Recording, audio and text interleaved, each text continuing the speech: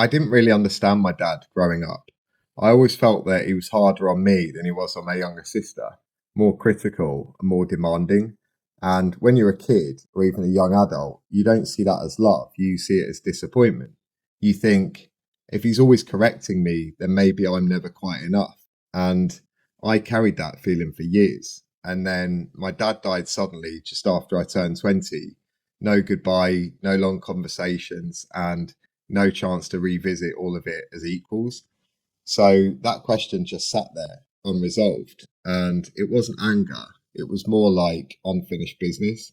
And it stayed that way until I became a father myself. Because once I had my own son, something shifted and I started to see potential in him.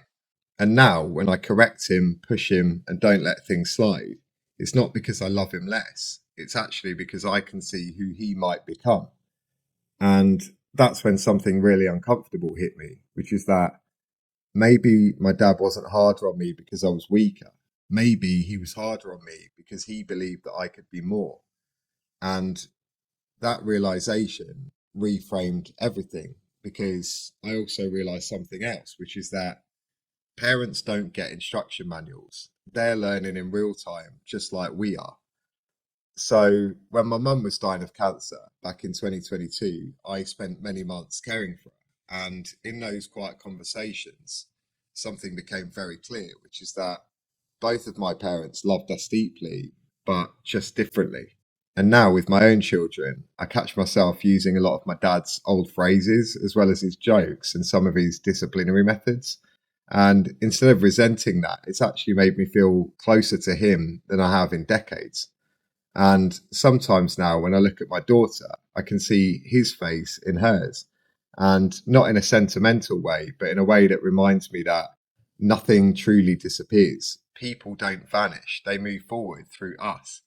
And if I'm going to be completely honest, the truth is, I didn't grieve my dad properly when he died. I just shut down and carried it quietly for years. And becoming a father hasn't erased that grief, but it has transformed it. Because what I now understand is this: love doesn't always look like comfort. Sometimes it looks like expectation.